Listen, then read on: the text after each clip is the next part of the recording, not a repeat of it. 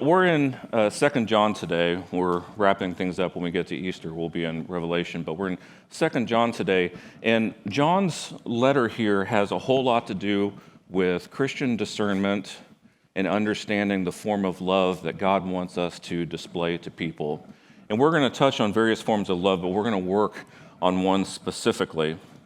John writes to the people much like a pastor would in his community, that he views them in a family form. He tells them, I'm so excited to see that your children are following in the ways of the Lord, that they're actually living this out. And as we go through this, it's very easy for us to sit there and think he's talking about little kids. And that may be included in here, but for those of us that are parents and grandparents, we have that same hope for our adult children as they're raising grandchildren. And I think that he's talking about each form, both the little ones and adult kids to grandparents. So keep that in mind as we go through this today. But John is writing to the area of Asia Minor. This is written somewhere between 85 and 95 AD. It was written just shortly after 1 John. And it's almost kind of a follow-up to it because of his excitement, but also he wanted to get that extra bit of warning out to them to make sure that they stay true to the word and they don't lose what they have worked so hard for. I mean, we see that today with all the different forms of social media and different platforms that people speak on, that we're able to hear messages that can make us kind of start to lean and be like, oh, well, maybe they were being too extreme on that. Maybe we need to start following this way because that aligns with me a little bit more. And we each have to be careful of that because we're each prone to that. So he's writing to them to keep them encouraged, and he uses words in this such as family and staying strong and staying true to the word and obeying God's commands, loving one another and following his ways. He doesn't make light of the fact that this is a discipline. This is something that we have to work towards. Our Father in heaven has expectations of us. It's easy for us to think that through this discernment or through this love that we can take a path and just be okay with it. But he has expectations in our lives of obedience, of discipline, to follow the life that he has chosen for us. He has expectations of our transformation and the relationship that we have with others. That's crucial to God. How we have relationships with other people has a direct reflection on how we have a relationship with him. And if we're obedient to what he says and how we love people, it's important to remember how we love people has a direct reflection of our relationship with Jesus, what we believe, what we're willing to do. But as we go through this, there is a discernment that we have to have with those that we connect our lives with. Love is the main focus of today's message. You'll hear a few other things, but just keep in mind that love is the main focus.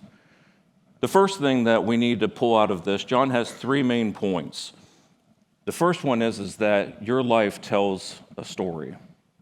The way that you live your life every day, what you do around people, what you say, what you don't do, all of it speaks to a message. And people have heard me say this before, and I'll keep saying it, that 90% of evangelism is nonverbal. People watch us. People see how we respond in hard times. People see how we respond to somebody that's being aggressive towards us. And sometimes we succeed, and sometimes we fail. But when he writes in verse 4, he says, how happy I am to meet your children and find them living according to the truth, just as the Father commanded. So not living just nice, not living just lovingly to each other, but in the way that God commanded. As I talked about before, we all have different views of how we want our children to behave. We have the view as a parent looking at your little kids. You have the view of of a parent looking at your adult kids, and then you have the view of a grandparent looking at their very grown kids who might be in their 30s or their 40s. And we all have different forms of worries for them. Right now, our oldest ones are about ready to have a baby. So we're about ready to enter into grandparenthood. And it brings all these new thoughts and like, did I do things right? Did I raise them right? How are they living their lives right now? Because I'm concerned for them. Same way that many parents in here are concerned over their little ones.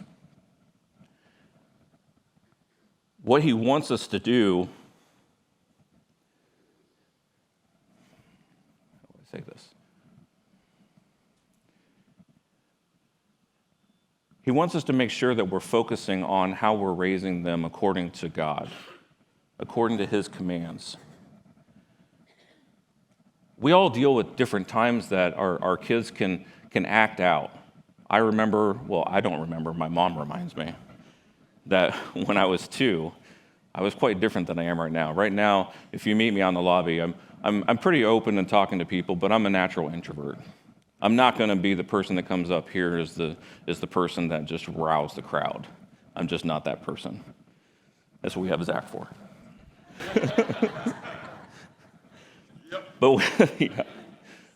But when I was 2, I was full of energy, and I could run through about any wall, and I think I tried to. There was a day that my mom reminds me, she said, this is kind of a picture of what you were like as a kid.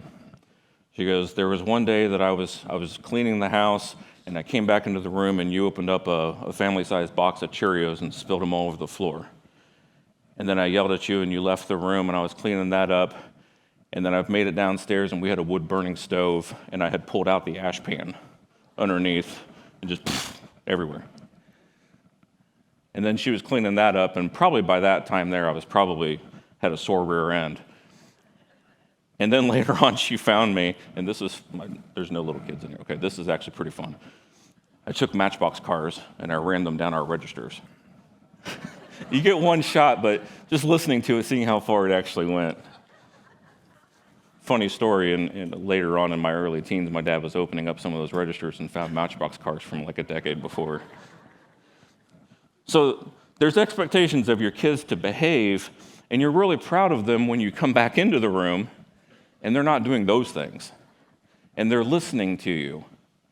They're obeying. You feel like they love you and they respect you in that.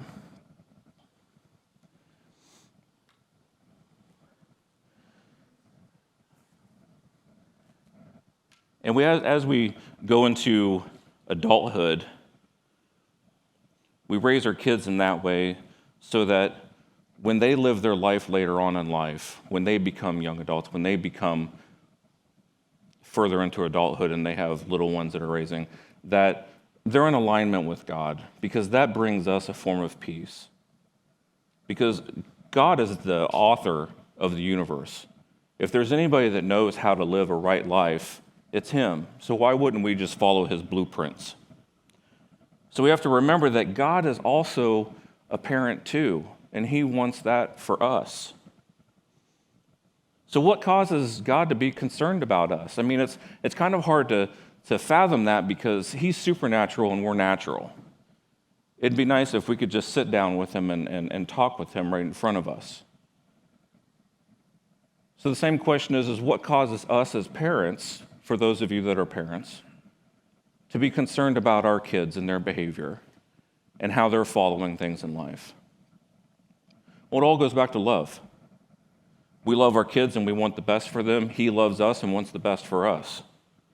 But he also knows that not everything that we think is the best is actually the best.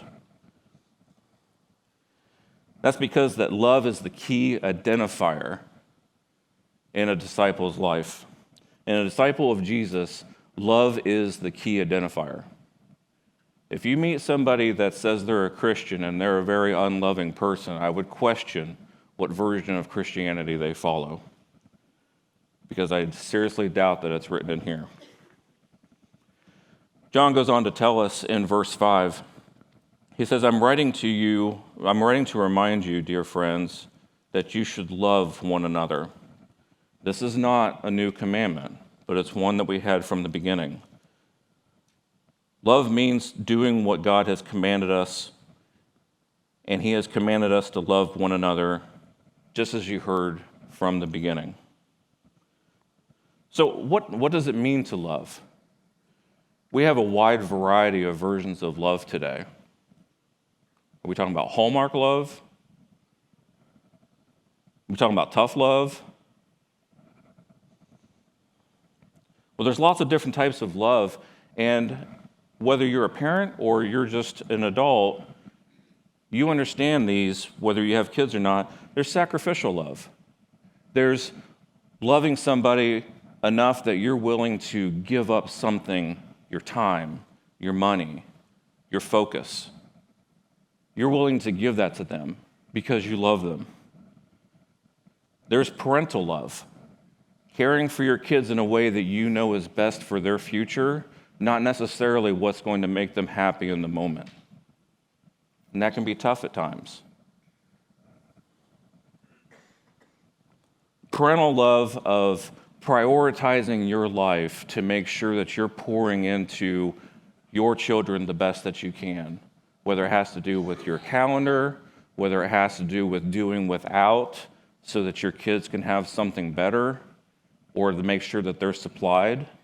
There's different forms of sacrificial love that goes into parenting. So we understand all these different forms of love, but the types of love that he's talking about in here, there's one main form. You see in here 3 different kinds that you can pull from, but there's one specific that he's actually talking about. When we go back into the Greek words for this, the first one is phileo. Phileo love is like a brotherly love, somebody that you care a strong friendship with. If you have close friends that you pretty much do anything for, that you're in that phileo love with them. It's not the same of actual family, but it's close. The next one is storge. Storge love is the next Greek word that's used for love. And that's much more of a family. What you would do for your family. You can't pick your family. Sometimes your family frustrates you. And you're just kind of like, I get along with my friend a whole lot more than I do with my family. But there are certain forms of love that you will instinctually go towards because they're family. That's storge. But the love that we're focusing on today is agape. And that's what each form of love that we see in this passage is talking about. It is agape love.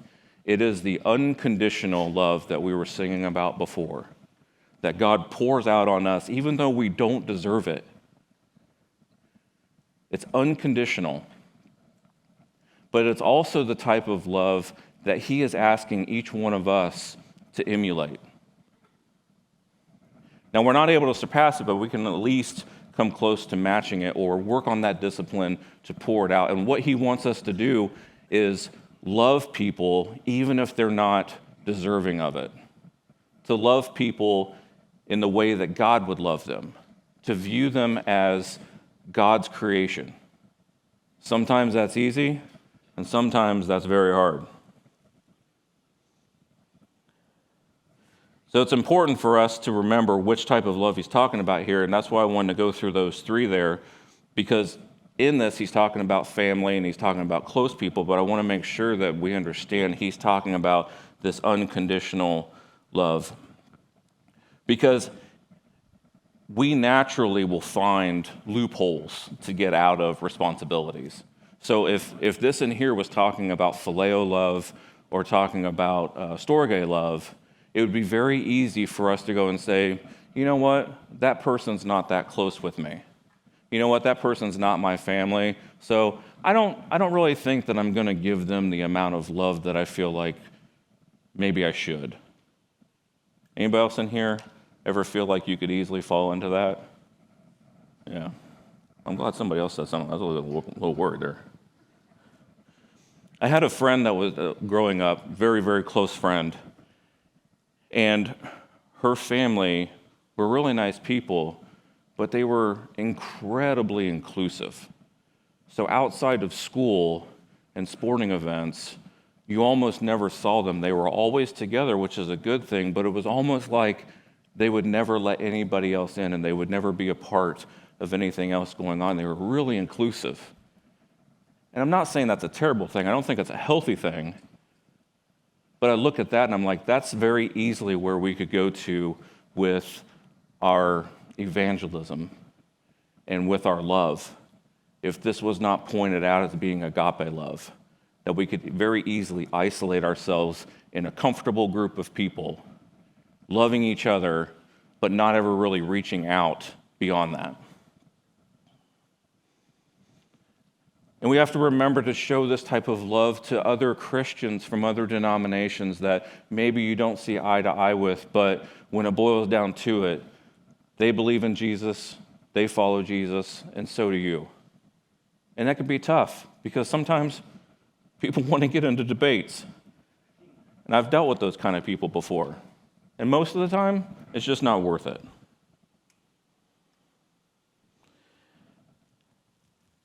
So love can be very challenging.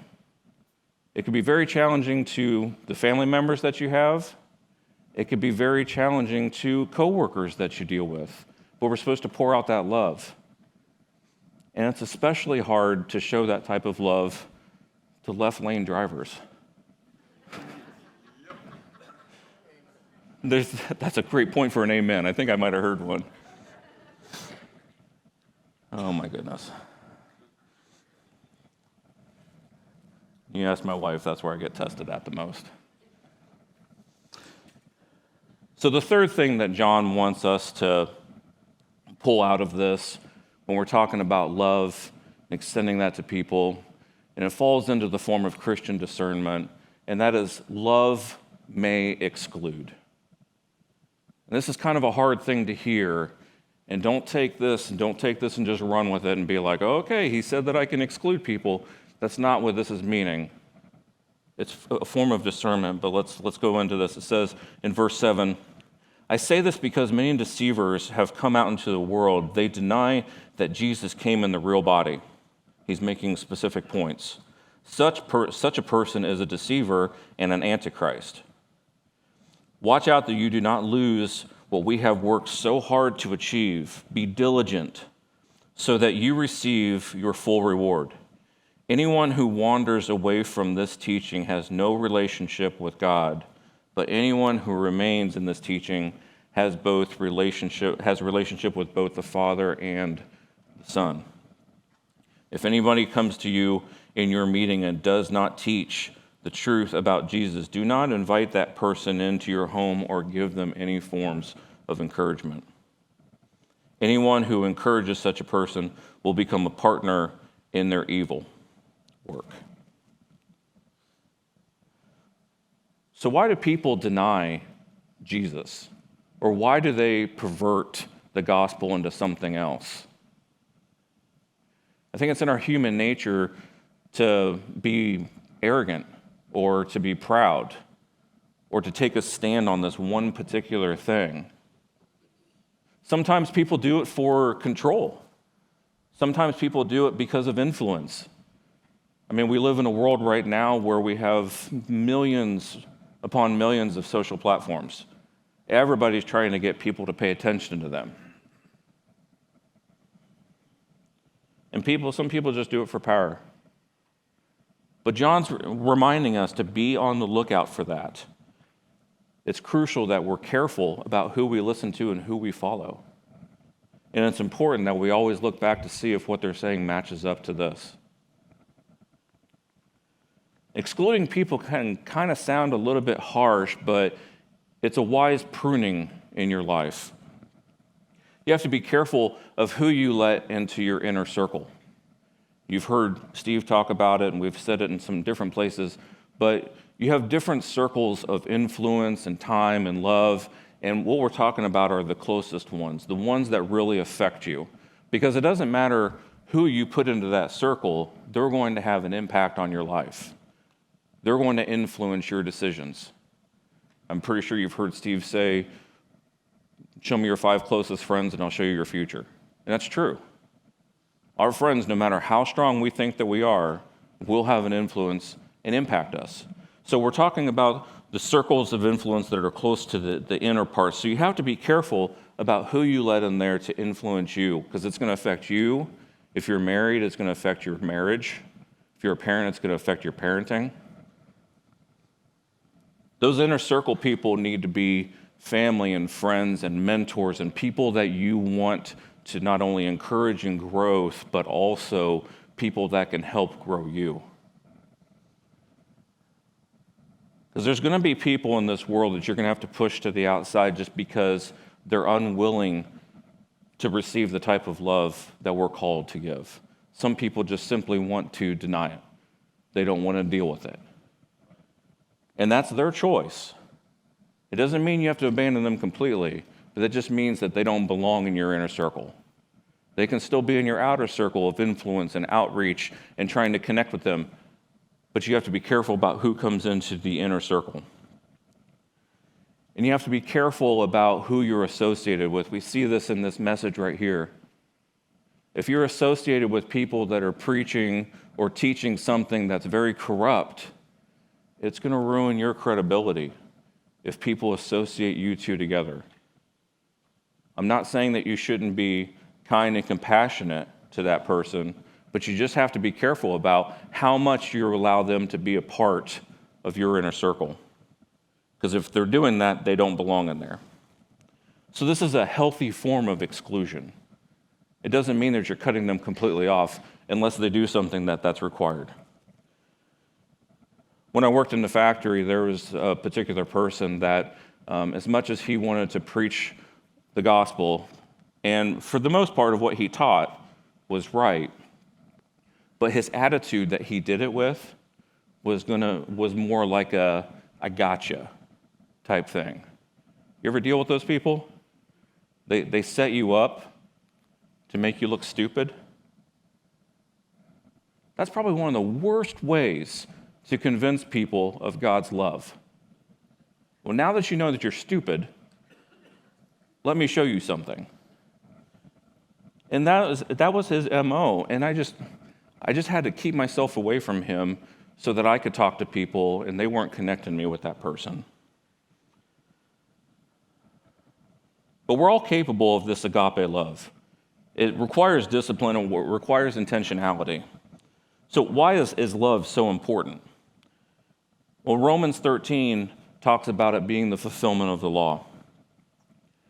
It says right here, it says in Romans 13:10, it won't be on the screen. It says, love does no wrong to others, so love fulfills the requirements of the law. Jesus emphasized this. He condensed all 10 of the 10 commandments into 2 areas. He condensed them down into loving God with all your heart, all your mind, all your soul, all your strength, and loving other people as yourself.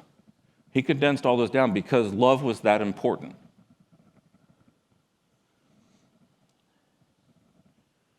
And then John tells us in John 13:35, the proof of this is the experience that people receive when we actually display this love. This is what it creates.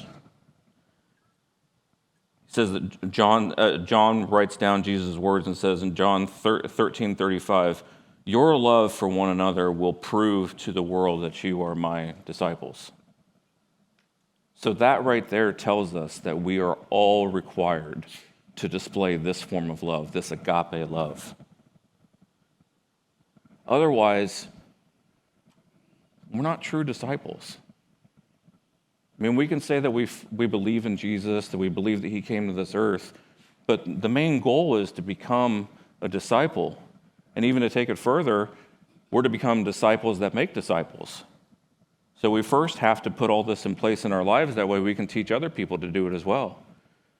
But the world can't receive this from us unless they actually see this agape love. So in recap, the 3 main things that John wants us to understand is that your life tells a story. You're writing it every day. You're writing your legacy. What will you choose to do with it? How will it be read? Because you can choose today what that's going to look like. Second one is love is the key identifier in the life of a disciple. Will people experience God's love through you? And love may exclude. That healthy pruning to make sure that we're growing right with God and we're not allowing others to come in and influence us in a negative way, because each one of us are ambassadors. But we have to remember that we're ambassadors, we're not the Savior. Agape love is God's love that's meant for the world, to the deserving and the undeserving. And he expects us to emulate it.